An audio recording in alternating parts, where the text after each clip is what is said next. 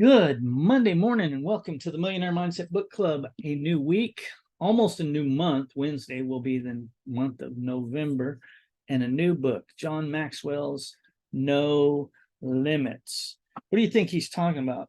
Does that mean that there's no limits on what you can do? Well, there are some physical things, right? There are some physical limits. I'm back to the gym after quite a break. Trainer-led session, right? Trainer-led sessions. And man, I reached my limit. I felt like I reached my limit this morning. I was pretty worn out. But John Maxwell is talking about potential, right? He's talking about potential. How many times have we talked about what's your potential, what your potential is? Sometimes we just don't know. I mean, I know I can do more, right? You say, I know I can do more, right? At the gym this morning, I wore myself out this morning, but small things done consistently over time lead to progression, right? Progressive growth. And so have I reached my potential of my physical? I don't think so. I'm pretty sure I have not. So John Maxwell starts this book off with a challenge. Calls it the capacity challenge.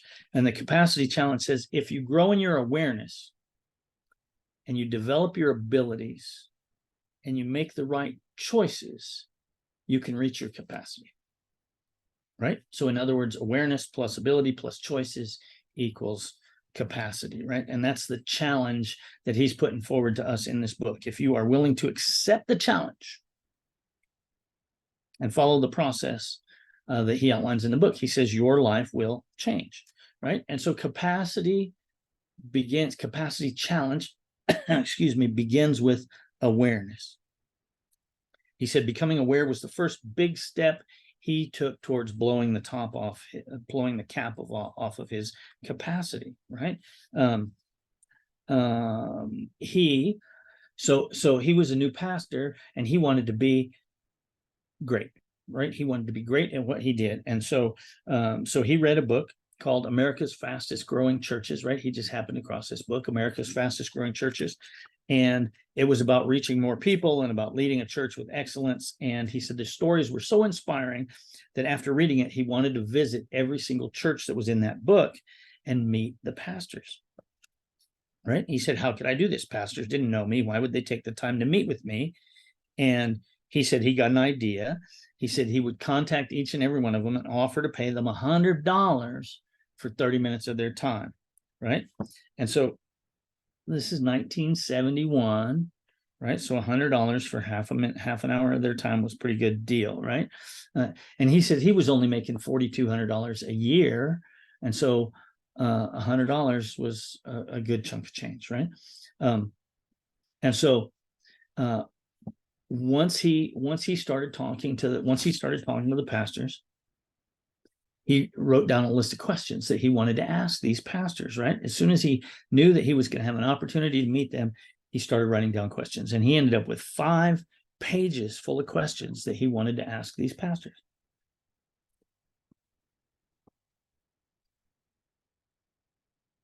Oh, that tastes good, right? So 5 pages full of questions that he wanted to ask. And he said that his greatest discovery when he started talking to the pastors is they didn't spend any time counseling people, right? You think about a pastor's role, right? Pastor's role, you think about counseling people. But he said they spent all their time talking about equipping people. Counseling helps people get through their weaknesses. Equipping helps people work on their strengths, right? You think about this. You know where your weak areas are. Find somebody else to do those things.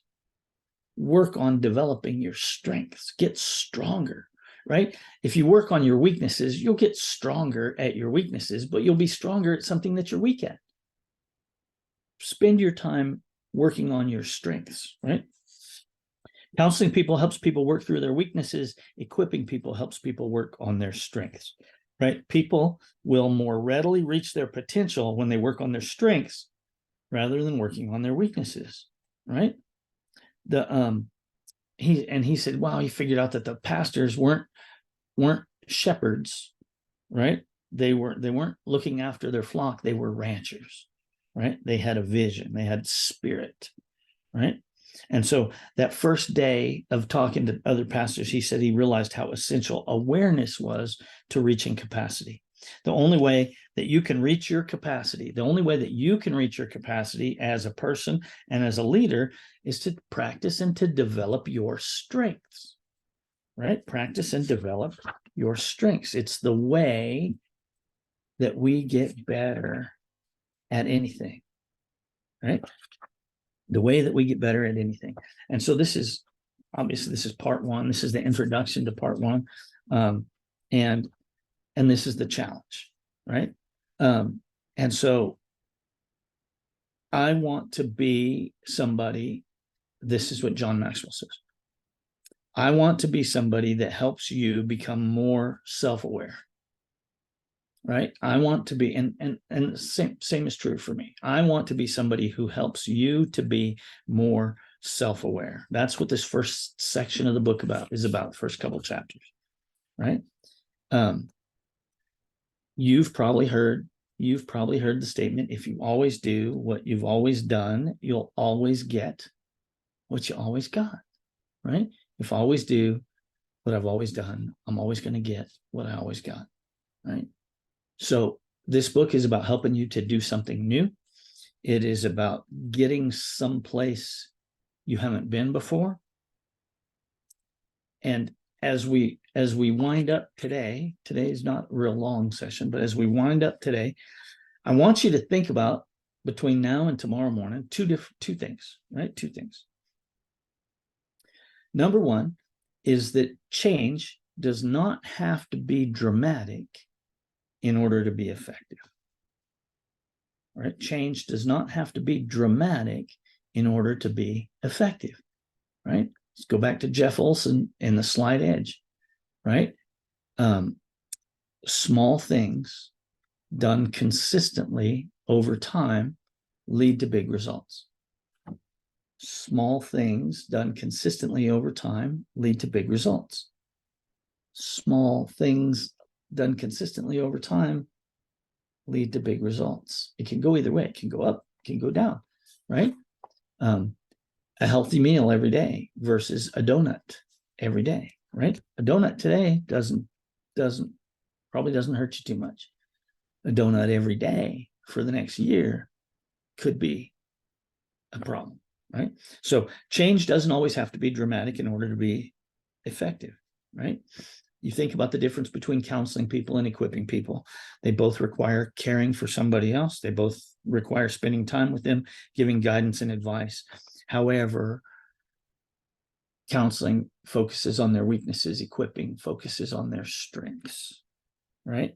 And so as you read through this book, especially as you read through this first part about awareness, be on the lookout for where you need to change your focus to become more aware of your potential, right? Where do you need to change your focus to become more aware of your potential? If you listed out all your strengths and weaknesses, I'm not saying ignore all your weaknesses, right?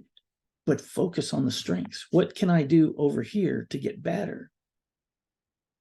What can I work on over here that would have the most, I'll use the word dramatic effect, right? What small thing could I work over here in my strengths that would have the biggest effect in my business? Okay, so number one, change doesn't always have to be drastic to be effective. Number two, change is necessary if you're going to reach your capacity, right?